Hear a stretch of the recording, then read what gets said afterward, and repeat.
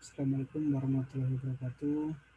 Mahasiswa yang saya banggakan, pada kali ini kita akan melakukan analisis dengan menggunakan structural equation modeling dengan aplikasi Smart PLS. Jadi aplikasi Smart PLS ini berbeda dengan GPSM. Kalau aplikasi Smart PLS ini kita menggunakan sampel kecil, sampel besar boleh, tidak masalah. Ya. Sampel kecil antara 30 sampai 100 oke, tidak masalah. Sampel besar juga oke. Tapi kalau JPSM karena kovarian ya sampelnya harus besar, kisaran antara 200 sampai 800. Nah, dalam hal konstruk, kalau konstruk di Smart PLS ini 100 konstruk indikatornya sampai 1000. Tapi kalau di GPSM itu indikator hanya 100 saja. Jadi kalau kita menggunakan Smart PLS ini banyak kelebihan. Nah, terutama dalam hal untuk mediasi. Kalau mediasi hubungan tidak langsung itu kalau menggunakan Smart PLS langsung keluar outputnya. Tapi kalau GPSM yang lain itu harus menginstal Sobel ya, supaya nilainya bisa keluar. Nah, pada kali ini kita akan melakukan uji efek uji dengan efek mediasi ya. Nah, apa sih variabel mediasi itu? Tentu teman-teman masih ingat ya, apa uji dengan variabel mediasi atau intervening. Jadi variabel mediasi atau intervening itu variabel yang secara teoritis ini mempengaruhi hubungan antara variabel eksogen dan variabel endogen. Jadi menjadi hubungan yang tidak langsung dan tidak dapat diamati dan diukur. Nah, jadi teman-teman, tadi saya menyebutkan ada formatif, ada reflektif. Nah, apa sih reflektif itu? Jadi reflektif itu atau sering kita sebut sebagai mode A. Ini merupakan indikator yang bersifat manifestasi terhadap konstruk dan sesuai dengan classical test theory yang mengasumsikan bahwa varian di dalam pengukuran skor variabel laten merupakan fungsi dari true score ditambah dengan error. Nah, sedangkan indikator formatif atau sering kita sebut mode B ini merupakan indikator yang bersifat mendefinisikan karakteristik atau menjelaskan konstruk. Oke. Nah, itu tadi untuk variabel refleksif dan variabel formatif ya. Nah, dalam hal penyebutan apa tadi indikator ya, tadi indikator ya, indikator reflektif atau refleksif dan indikator formatif. Nah, kemudian dalam hal penyebutan variabel laten variabel. Kalau di SPSS itu variabel independen dan variabel dependen. Nah, kalau di SEM, kalau variabel independen itu disebut variabel eksogen. Ya. Kalau variabel dependen disebut variabel endogen. Jadi harus kita biasakan kita menyebut itu variabel itu. Jadi penulisan juga kalau menulis deskripsi atau penelitian itu sudah tidak independen tapi independen lagi tapi eksogen endogen ya, harus berbeda ya, berbeda. Oke, itu tadi teman-teman. Kemudian saya akan mempraktekkan langsung jadi dengan menggunakan aplikasi Smart PLS ya. Terlebih dahulu kita buka aplikasinya. Buka. Oke.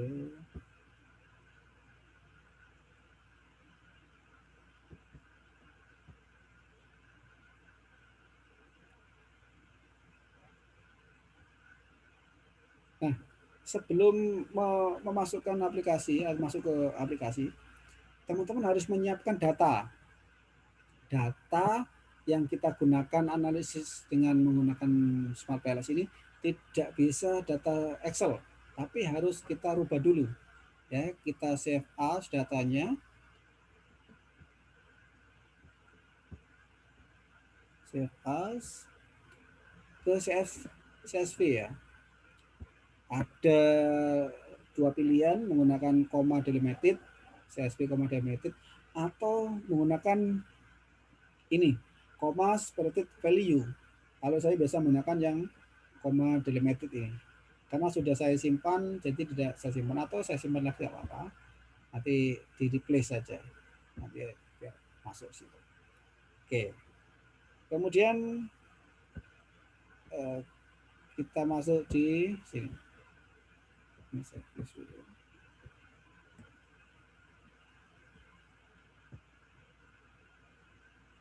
Nah, kita mulai dari awal.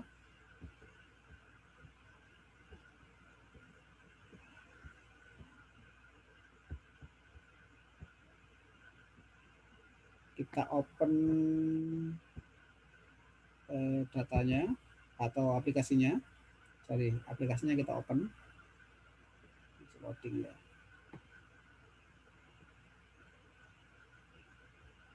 Nah, ini sudah terbuka. Nah, ini merupakan layar atau jendela Smart PLS. Jadi yang lebar ini itu untuk menggambarkan model, drawing model. Kemudian di sini ini merupakan tempat proyek yang akan kita buat atau yang akan kita jalankan. Nah, di bawah ini merupakan tempat indikator. Kemudian ada save new project untuk membuat project yang baru, kemudian membuat pad model yang baru. Kemudian pada file ini banyak sekali pilihan, ada create new project, bisa menggunakan ini untuk membuat project yang baru atau menggunakan yang bawah ini. Kalau saya biasanya menggunakan yang bawah ini, new project. Nah, kemudian ketikkan projectnya. Saya misalkan di sini saya tulis efek mediasi. Lalu oke. Nah, setelah itu kita impor data yang sudah kita siapkan tadi. Klik 2 kali di sini tulisannya ya, klik 2 kali. Ya, klik 2 kali, kemudian oke, saya simpan di sini tadi.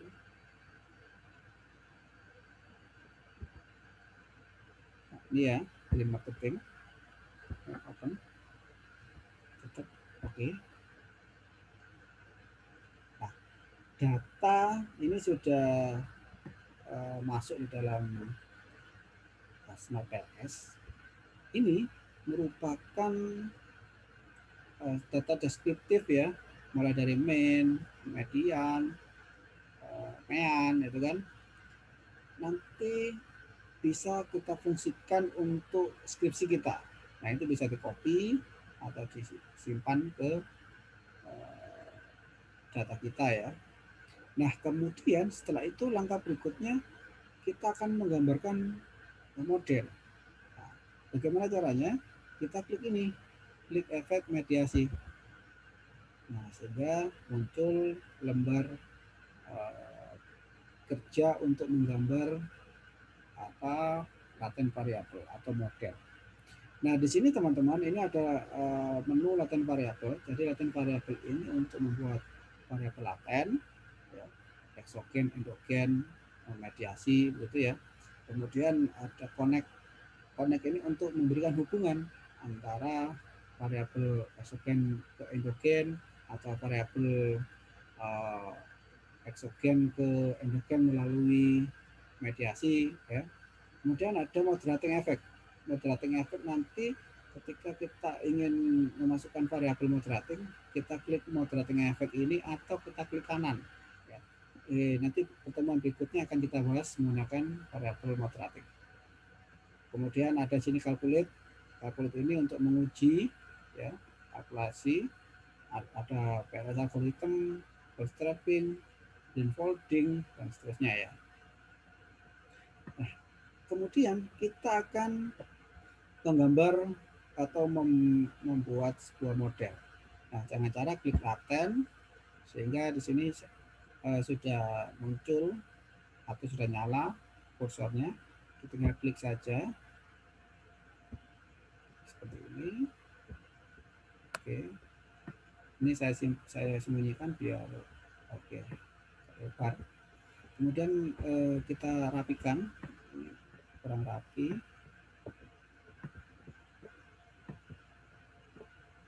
Nah, setelah itu kita beri koneksi atau kita berhubungan. Ini sudah nyala, diklik, diletakkan di tengah-tengah ini, layar tengah-tengah variabel laten, dan lepas, letakkan juga, diklik, baru lepas, sini, terus kemudian sini. Nah, ini masih belum. Oke. Kemudian kita rename, ya, rename. Ini kita beri nama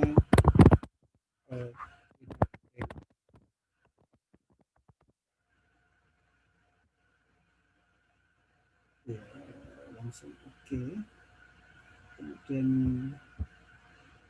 berikutnya kita rename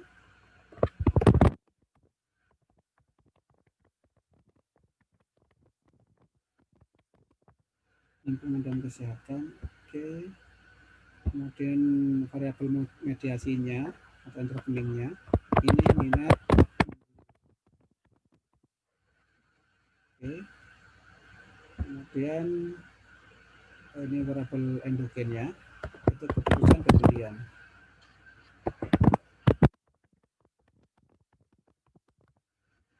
Oke. Langkah berikutnya kita akan masukkan indikator. Oke. Jadi ini warnanya masih merah ya. Warnanya masih merah karena masih belum ada alat ukurnya. Ini masih belum bisa diukur karena indikator yang untuk mengukur masih belum dimasukkan. Sekarang kita masukkan indikatornya. Di GM kita blok saja biar cepat. Kita drag ke variabel marketing. Nah, langsung biru ya. Kemudian lingkungan dan kesehatan. Lingkungan dan kesehatan. Kemudian kita taruh sini. Nah, nama indikatornya diletakkan di tengah-tengah. Saya biru. Kemudian minat pembeli.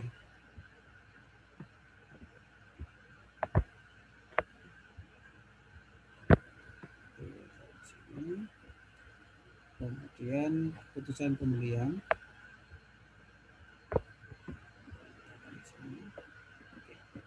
Nah, jadi ini kurang rapi ya. Untuk merapikan, diklik pada laten variabelnya, klik 2 kali.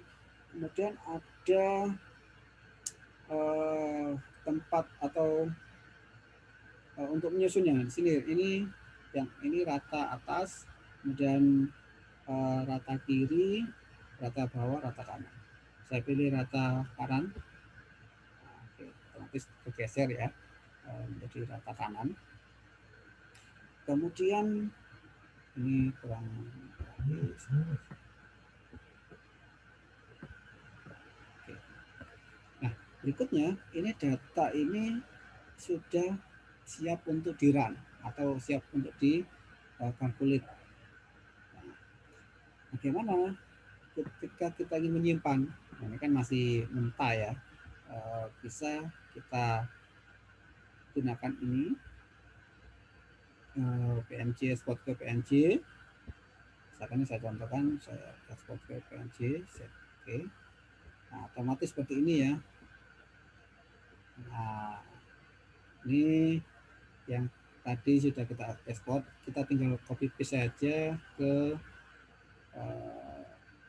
lembah kerja kita.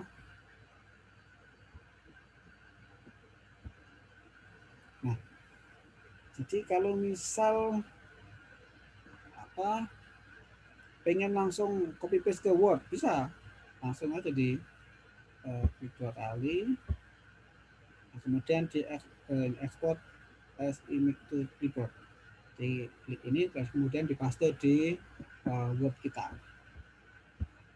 Oke, teman-teman, ini sudah ready untuk kita run. Jadi kita run dengan cara calculate, dikalkulate kemudian pilih PLS algorithm. Kemudian maksimum interaksinya kita pilih 300, tetap aja nggak apa-apa. Oke, nah ini merupakan hasil dari analisis yang kita lakukan barusan. Untuk melihat modelnya tadi, kita klik efek mediasinya. Nah, di sini dapat kita ketahui outer model, loading vektornya ya, loading vektornya atau kita lihat masing-masing loading vektornya dari indikator ini untuk pre-marketing. Ini ada yang tidak valid, ada yang di bawah 0,7. Jadi kalau di bawah 0,7 artinya tidak valid. Ya, ini GM3 tidak valid. Ya. Kemudian KP2 ini juga tidak valid. KP2 ini di bawah 0,7 ya. Nah, kemudian ketika kita ingin melihat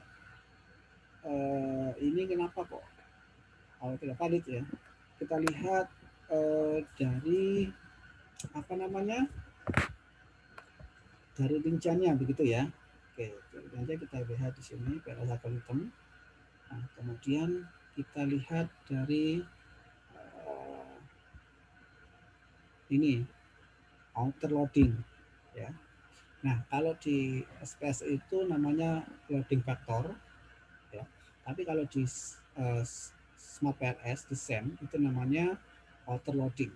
Nah, tadi kan dari gambar struktural tadi dapat kita ketahui ya, CM3 itu tidak valid, kemudian KP2 tidak valid. Nah, kalau dari sini kelihatan merah ya, kalau tidak valid warnanya merah. Nah, kemudian langkah berikutnya kita apakan? Langkah berikutnya kita hapus CM3 dan CM2, kita drop atau kita keluarkan dari model ya. Karena CM3 dan KP2 ini tidak dapat digunakan untuk mengukur konstruk variabel tadi ya.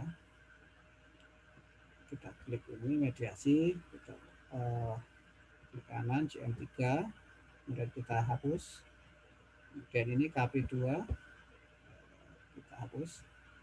Nah, ini tidak bagus ya, karena ada yang hilang. Jadi supaya bagus kita susun lagi dengan menggunakan ini. Nah, jadi biar apa yang renggang biar merapat lagi. Nah, langkah berikutnya kita calculate lagi. Kita calculate PLS algorithm.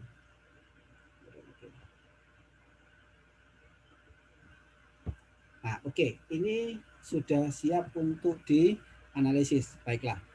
Jadi dalam analisis menggunakan Smart PLS itu ada dua analisis ya. Yang pertama adalah outer model.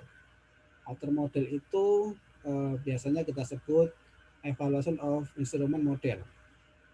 Kalau di spesies itu uji validitas dan uji reliabilitas. Nah, sama di sini juga gitu. Tapi kalau di Smart PLS namanya uji convergent validity dengan discriminant validity. Nah, convergent validity ini kita lihat di loading factor dan AP. Itu untuk outer modelnya. Kalau untuk berikutnya aja uji reliabilitas. Uji reliabilitasnya dengan menggunakan uji composite reliability dengan gelombang alpha. Nah, jadi itu ya. Jadi saya ulangi lagi, untuk outer modelnya ada dua pengujian, yaitu validitas dan reliabilitas. Kalau validitas itu harus convergent validity dan discriminant validity. Kemudian kalau reliabilitas itu aja composite reliability dan gelombang alpha.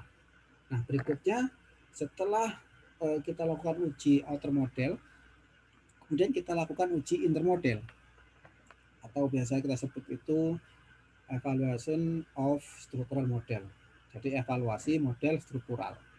Nah, evaluasi model struktural atau inner model ini yang pertama kita uji adalah R square. Nah, berikutnya adalah PET coefficient atau T statistik, kemudian titik relevan, kemudian model fit. Nah, langkah pertama kita uji outer model dengan analisis uji validitas, yaitu dengan convergent validity. Convergent validity kita lihat loading faktornya atau outer model outer loading ya. Tadi sudah kita lihat sini ya. Nah, di sini kita lihat outer loadingnya tadi. Nah, ini yang pertama ini kita uji outer loadingnya semuanya, karena tadi yang tidak valid sudah kita drop atau kita keluarkan, maka kita lihat hasilnya semuanya di atas 0,7. Nah, artinya apa? Artinya indikator yang kita gunakan ini valid. Nah, oke. Jadi dari loading factor itu sudah menunjukkan valid. Kemudian kita lakukan yang kedua, yaitu melihat AV, average variance extracted. Dari mana lihat AV-nya? Kalau melihat AV, kita lihat di ini construct reliability, kemudian kita lihat nilai ini AV-nya ini, average variance extracted. Nah, nilai AV ini harus di atas 0,7. Nah, jika di atas 0,7 maka dapat disebutkan memenuhi syarat atau valid ya. Oke, itu untuk convergent validity. Kemudian diskriminan validity. Diskriminan validity ini kita melihat dari akar kuadrat AV. Akar kuadrat AV di mana? Di sini, diskriminan validity. Diskriminan validity.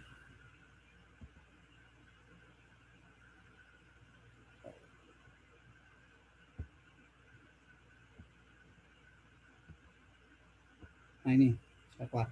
Diskriminan validity kita lihat di sini. Warna lacquer. Warna lacquer ini merupakan akar kuadrat AV. Ini saya lebarkan. Nah, akar kuadrat AV antara jaringan marketing dan jaringan marketing sekitar 0,837. Jadi yang berbentuk diagonal ini yang kita lihat diagonal ini akar kuadrat AV dari variabel ke variabel itu sendiri harus lebih besar daripada korelasi dengan variabel yang lain. Ya. Karena ini yang diagonal ini ya, antara variabel dan variabel itu sendiri lebih besar korelasinya daripada variabel yang lain, maka dapat disimpulkan bahwa data kita valid. Ya. Kemudian setelah itu ada cara yang lain untuk menguji, yaitu dengan melihat cross loading.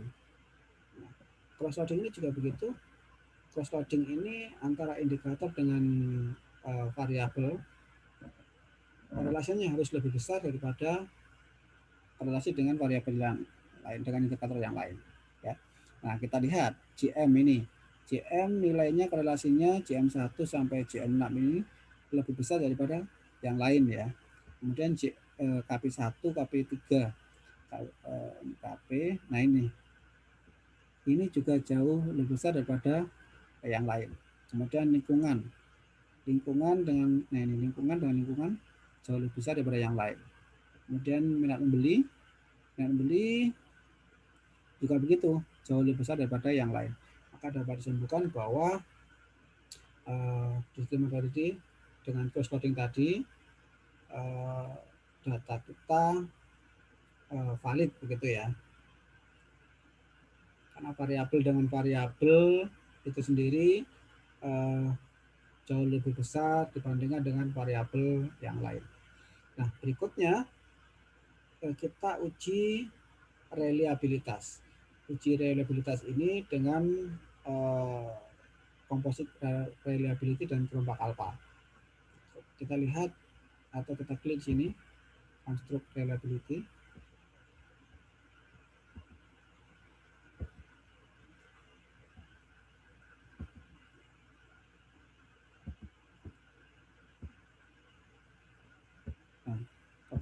Nah, oke, sudah connect.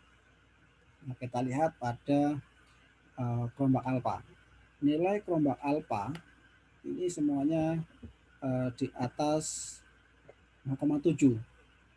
Kemudian composite reliability juga semuanya di atas 0,7. Maka dapat disimpulkan bahwa reliable ya. Jadi indikator yang kita gunakan itu reliable atau handal. Oke. Kemudian setelah itu kita sudah melewati uji outer model. Sekarang kita lakukan uji inner model atau evaluasi of structural model. Nah, yang pertama kita lihat adalah R-square. Kita klik R-square-nya di sini. Nah, nilai R-square sebesar 0,379 untuk keputusan pembelian dan untuk beli 0,338. Jadi R-square ini adalah untuk variabel dependent atau variabel endogen. Jadi kalau di SEM ini jangan sebut dependent tapi sebut endogen. Jadi R-square-nya ini sebesar 37,9%, kemudian 33,8%. Dapat kita simpulkan bahwa tergolong atau kategori lemah ya, masih lemah karena di bawah 75. Baik. Kemudian setelah kita uji R-square, kita lakukan uji koefisien jalur atau path coefficient. Nah, path coefficient ini kita lakukan dengan yang kedua atau burst stepping. Kita klik ini ya. Kemudian kita lakukan calculate, pilih bootstrapping. Nah, subsample ini ada yang merekomendasikan, jadi para ahli merekomendasikan itu di atas atau 5.000 ya, 5.000 tapi agak lama runnya kalau kalau 5.000 karena data yang saya gunakan ini masih di bawah 500. Saya tetap aja, jadi subsampelnya saya buat 500, tidak saya lupa. Kemudian klik start kalkulasi. Nah, dari start kalkulasi ini path coefficient sudah keluar ya, path coefficientnya. Nah, path coefficient ini nilai original ini sama dengan ini ya, sama dengan yang di PLS algorithm, kemudian path coefficient ini. Nah, nilainya sama ya. Coba nanti ini 0,044, 0,389, kita uji burst stepping. Nah, ini kan sama nilai original sampelnya. Ini hubungan positif atau negatifnya ya, jadi path coefficient ini. Nah, kemudian kita lakukan analisis ya. Original sampel ini menunjukkan hubungan positif atau negatifnya, kemudian p-value ini untuk signifikan atau tidaknya, kemudian T statistik. Nah, kita lakukan dari atas dulu. Oke. Lingkungan dan kesehatan terhadap minat pembeli. Nilai T statistiknya adalah 7,386. Nilai T statistik ini jauh lebih besar daripada T tabel, yaitu lebih besar daripada 1,96. Dan p-value-nya ini di bawah 0,05 dan original sampelnya positif. Jadi dapat disimpulkan bahwa lingkungan dan kesehatan terhadap minat membeli berpengaruh secara positif dan signifikan. Kemudian lingkungan dan kesehatan terhadap keputusan pembelian. Statistiknya sebesar 3,901, ini lebih besar daripada 1,96 dan p-value-nya itu di bawah 0,05 dan positif. Artinya bahwa lingkungan dan kesehatan terhadap keputusan pembelian berpengaruh secara positif dan signifikan. Kemudian minat membeli terhadap keputusan pembelian. Tes statistiknya itu 2,420, ini di atas 1,96, p-value-nya signifikasinya di bawah 0,05 dan positif. Maka dapat disimpulkan bahwa minat membeli terhadap keputusan pembelian berpengaruh secara positif dan signifikan. Nah, berikutnya grid marketing terhadap minat membeli. Statistiknya ini di bawah 1,96 dan p-value-nya signifikasinya di atas 0,05, pengaruhnya adalah hubungannya negatif, maka dapat disimpulkan bahwa grid marketing terhadap keputusan terhadap minat membeli tidak berpengaruh. Ya. Kemudian grid marketing terhadap keputusan pembelian ini juga T statusnya di bawah 1,96 dan probabilitasnya di bawah 0,05, di atas 0,05 sorry. Maka dapat disimpulkan grid marketing terhadap keputusan pembelian tidak berpengaruh. Nah, ini sudah kita lakukan uji statistik. Nah, langkah berikutnya adalah prediktif relevan. Nah, bagaimana caranya? Prediktif relevan kita lakukan uji lagi. Calculate, kita pilih blindfolding. Nah, ini kita untuk menguji prediktif relevan dengan nilai blindfolding, kita mencari nilai Q kuadrat. Oke. Nah, sudah keluar Q kuadratnya 0,284 dan 0,204. Nah, karena nilai dari Q kuadrat ini di atas 0, ya. Jadi ketentuannya harus di atas 0. Karena di atas 0, maka model memiliki prediktif relevan. Maka dapat disimpulkan bahwa model memiliki prediktif relevan. Oke. Kemudian kita lakukan uji model fit. Nah, dengan cara kita kembali ke PLS algorithm, kemudian kita pilih model fit. Nah, kita lihat nilai NPI. Nah, nilai NPI ini sebesar 0,685 dan di saturate model 0,685, di estimasi model 0,685. Nilainya sama. Kemudian dapat kita simpulkan bahwa normal fit index tersebut, bahwa model yang kita lakukan atau yang kita gunakan itu lebih baik, ya, lebih baik daripada null model, ya. Jadi model kita fit. Itu uji yang terakhir. Oke. Nah, itu tadi teman-teman semuanya untuk penjelasan dari Smart PLS dengan menggunakan efek mediasi. Oke, semangat terus teman-teman semuanya, tetap jaga kesehatan, tetap lakukan protokol kesehatan. Oke, saya akhiri pertemuan ini. Billahi fi sabilillah. Wassalamualaikum warahmatullahi wabarakatuh.